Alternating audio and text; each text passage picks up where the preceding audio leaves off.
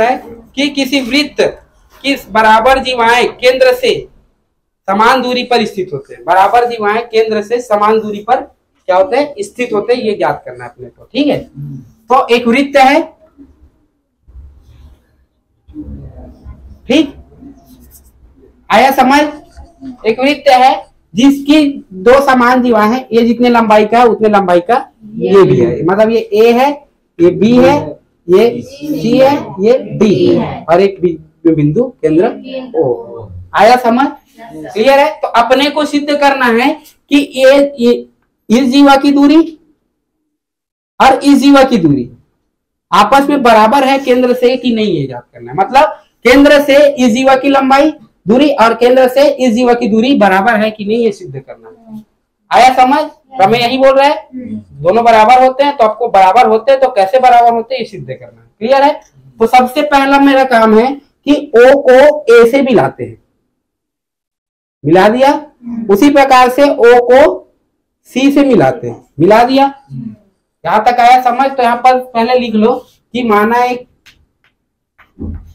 एक वृत्त है, नहीं यहां पर लिख लेना दो समान जीवा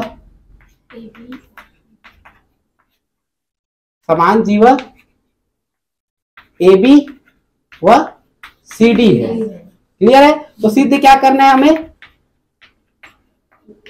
तो सिद्ध करना है कि इसको मैं मान लेता हूं ई और इसको मैं मान लेता हूं डी, है ना। तो ओ ई बराबर है ओ डी के, ठीक है।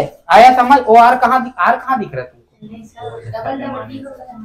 अच्छा डी हो गया डबल, ई एफ मान लेते हैं। तो ओ एफ मतलब केंद्र से इस जीवा की दूरी और केंद्र से इस जीवा की दूरी बराबर होते हैं कि नहीं होते, ये सिद्ध करना अपने को। आया समझ।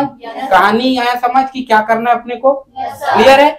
इसके लिए क्या करते हैं, एक केंद्र माना वृत्त का केंद्र क्या है, केंद्र ओ है ना। एक्चुअल में तो अपन वो लिख चुके हैं, है ना। माना वृत्त की केंद्र क्या है, ओ है। तो ओ को किससे मिलाते हैं, ए से मिलाते हैं और ओ को सी से मिलाते हैं, मिला दिए जी। आया समझ। ओ को ए से मिलाया, ओ को सी से मिलाया। किसी को डाउट है इतने में? नहीं है। आया समझ। चलो अच्छा एक बात बताओ बेटा, ये जो दूरी होती है, ये जो समान जीवाएं हैं, इसकी जो दूरी नापेंगे, मान लो कोई व्यक्ति है यहाँ पर, मतलब ऐसे कोई लंबाई है ऐसे, ये नदी का एक किनारा है, एक नदी का एक किनारा है, ठीक है।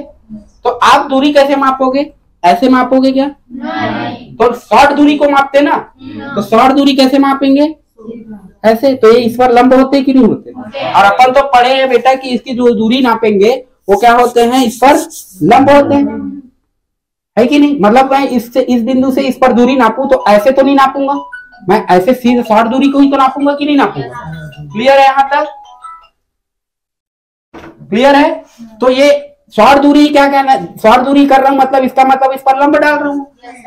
आया समझ। उसी प्रकार से ये इस पर लंब है कि नहीं, आया समझ यहां तक, क्लियर है। दूसरी बात, दिया क्या है हमें, दिया क्या है, दिया है ए बी बराबर है सी डी के, क्योंकि यहां पर समान जीवा है, वो है ए बी बराबर है सी डी के। और तुम लोग को पता है यदि केंद्र से किसी जीवा पर लंब डालते हैं तो उस जीवा को दो बराबर भाग में बांटते हैं कि नहीं बांटते? बांटते हैं। यहां तक आया समझ। इसका मतलब इसका यदि मैं इस पर यदि जीवा डालूं तो इसको दो बराबर भाग में बांटेंगे कि नहीं बांटेंगे, है ना। मतलब यदि मैं इसको दो से डिवाइड करूं तो क्या बन जाएंगे भाई, ए और सी एफ बनेंगे कि नहीं बनेंगे, क्योंकि आधे भाग में बांटे हैं। तो जाहिर सी बात है, जब ये मान लो ये 4 मीटर का रहा होगा, ये भी 4 मीटर का है बोल रहे हैं, तो जब इस पर लंब डाला हूं तो ये 2 मीटर का होगा, तो ये भी 2 मीटर का, तो ये भी 2 मीटर का, ये भी 2 मीटर का होगा कि नहीं होगा। तो इस तरीके से सभी ये जो जीवा है ये इस जीवा के बराबर होगा कि नहीं होगा। तो इस कारण से ए बी को क्या लिख सकते, ए बी बटा 2 को क्या लिख सकता हूं मैं, ए लिख सकता हूं कि नहीं। उसी प्रकार सी डी बटा 2 को क्या लिख सकता हूं, सी एफ लिख सकता हूं कि नहीं बेटा। यहां तक आया समझ, किसी को डाउट है?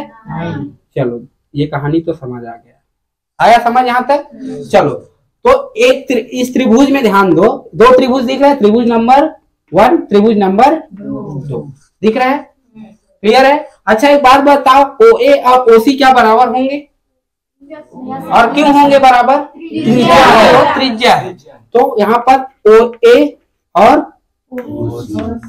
OA बराबर है OC के, क्यों? क्योंकि ये क्या है? त्रिज्या है। आया यहाँ तक समझ? ठीक है। एक दो भुजा बराबर हो गए, कौन कौन भुजा बराबर हो गए? AE बराबर है CF के, एक त्रिभुज के। उसी प्रकार से इस त्रिभुज में OA बराबर है CF OC की, बराबर है कि नहीं? अब एक चीज और सिद्ध कर देते हैं, कोण को, ठीक है। तो कोण एक है, इसमें 90 डिग्री है, इसमें भी 90 डिग्री है, तो कोण बराबर हुए कि नहीं हुए? कौन से कोण? कोण CF, कोण CFO बराबर है कोण AEO के, क्यों? क्योंकि ये क्या है? 90 डिग्री। तो दो भुजा बराबर हो गए, एक कोण बराबर हो गया, कौन सा सर्वांग सम लगेगा? भुजा कोण, ऐसे लिख देता हूं, SAS या SSA लिख दो, जैसे भी हो, SSA सर्वांग सम से। आया समझ? क्लियर है। तो भुजा बराबर हो गए, एक कोण बराबर हो गए, तो सर्वांग सम कहलाएगा कि नहीं कहलाएगा? आया समझ यहाँ तक? अब बेटा तुम लोग को पता होना चाहिए कि जब ये सर्वांग सम है तो इनकी संगत भुजा एक दूसरे को पूरी तरह ढक लेगा कि नहीं ढक लेगा? है ना। तो कौन कौन पहले कौन कौन से त्रिभुज सर्वांग सम है इसको देख लेते हैं। तो AEO सर्वांग सम है किसके? यदि मैं इसको उठा कैसे रखूं तो CFO होगा कि नहीं होगा? सर्वांग सम होंगे कि नहीं होंगे? क्लियर है। इसका मतलब इसका संगत भुजा कौन है? OA का संगत भुजा OC, और इसका संगत भुजा क्या है? OE का संगत भुजा OF, और AE का संगत भुजा CF है कि नहीं? यहाँ तक आया समझ? तो इनडायरेक्टली जब संगत भुजा सर्वांग सम है तो संगत भुजा भी क्या होती है? बराबर होती है। इसका मतलब O से F की दूरी बराबर होंगे, O से E की दूरी बराबर होंगे कि नहीं? क्यों? क्योंकि ये क्या है? संगत भुजा। आया समझ? तो यहाँ पर चूंकि हमें पता है कि सर्वांग सम में क्या होते हैं?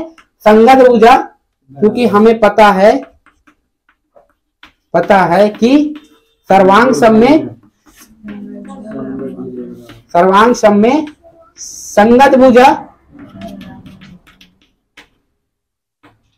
संगत भुजा क्या होते हैं बेटा?